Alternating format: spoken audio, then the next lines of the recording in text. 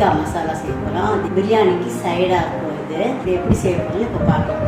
இந்த வேர்க்கடலை பாருங்கள், வேர்க்கடலை 2 ஸ்பூன், இந்த எள்ளு 2 ஸ்பூன், ஜீரகம் 2 ஸ்பூன், இது 3 1 ஸ்பூன் நல்லெண்ணெயில் வறுத்துட்டு அரைச்சி வச்சுக்கணும். பேஸ்ட்டாக ஃபஸ்ட்டு இதாக செய்யணும். அதுக்கப்புறமா கத்திரிக்காய் எண்ணெய் வச்சு தாளிக்கணும். அதுக்கு 1/4 கிலோ கத்திரிக்காய் அளவில் பார்த்தீங்கன்னா ஒரு மீடியம் சைஸ் கத்திரிக்காய் 6 வரும், 6 இல்லைன்னா 7 வரும். அந்த கத்திரிக்காயை இந்த மாதிரி 4 பீஸாக அரிஞ்சு வச்சு நல்லெண்ணெய், இதுக்கு நிறைய எண்ணெய் தான் செலவாகும். ஒரு 100 கிராம் எண்ணெய் போட்டுக்கோங்க.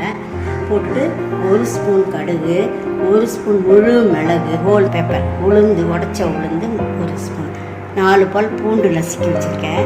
வெங்காயம், 1 வெங்காயம், முழுசான வெங்காயம் நல்லா கொஞ்சம் நைஸாகவே அரைஞ்சி வச்சுருக்கேன். இதை போட்டு வதக்கணும்.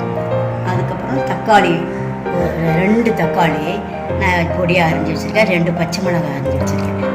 1 ஸ்பூன் மிளகாத்தூள், 1/2 ஸ்பூன் மஞ்சத்தூள், 2 ஸ்பூன் தனியாத்தூள், ஒரு நெல்லிக்காய் அளவுக்கு, பெரிய நெல்லிக்காய் அளவுக்கு புளி ஊற வச்சு கரைச்சி வச்சுருக்கேன். கருவேப்பிலை தாளிச்சுக்கிட்டு கொத்தமல்லியை கடைசியாக மேலே தூவிக்கணும். அதுக்காக வச்சுருக்கேன். இது தேவையான பொருள்கள் இவ்வளோதான். இதை வச்சுட்டு நம்ம எப்படி கத்திரிக்காய் செய்யணும்னு பார்க்கலாம். ஃபஸ்ட்டு இப்போ 1 ஸ்பூன் நல்லெண்ணெய் போடுங்க. பாருங்க, வேர்க்கடலை, எள்ளு, சீரகம், இது 3த்தையும் போட்டு வறுக்கணும்.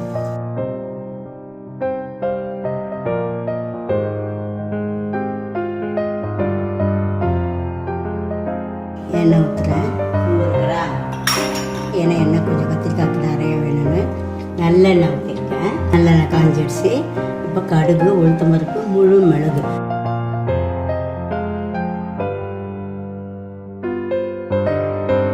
நல்லா சேர்ந்துருக்காங்க.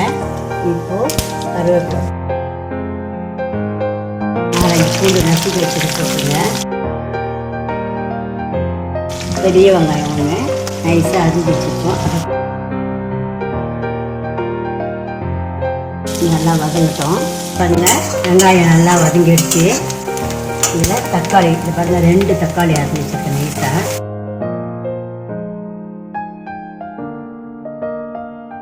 தக்காளி கூடவே கட் பண்ண கத்திரிக்காயும் போட்டேன்.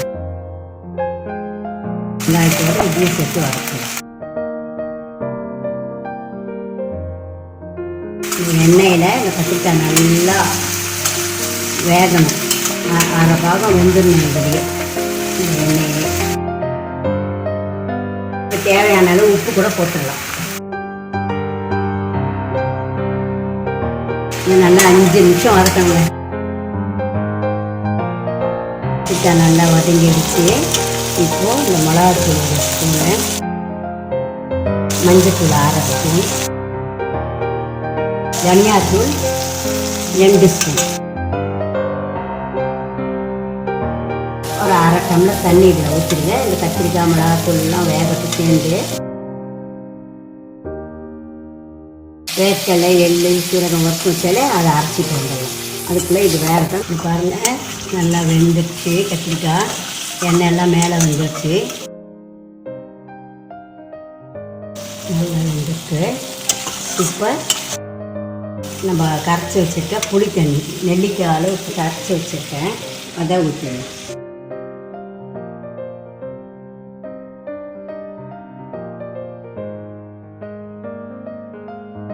புளி கரைச்சி ஊற்றினது போடுவேன்.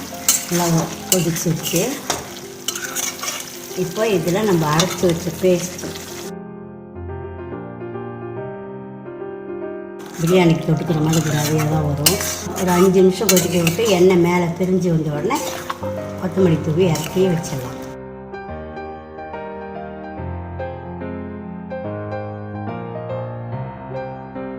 இதில் பிரியாணிக்கு சைடாக செய்கிற பிரிஞ்சால் கட்டா மசாலா, கத்திரிக்காய் கட்டா மசாலா ரெடி ஆகிடுச்சு. கடைசியாக கொத்தமல்லி தூவி இறக்கலாம். பிரிஞ்சால் கட்டா மசாலா ரெடி. மசாலாவை ரெடி ஆகிடுச்சு. சாப்பிட்டு பார்த்து எப்படி இருக்கு சொல்லுங்கள்.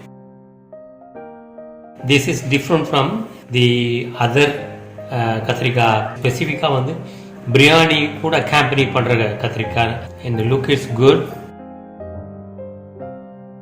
We have a beautiful taste and pepper taste. Just when I put it in the mouth, I can taste the pepper. It's a beautiful taste.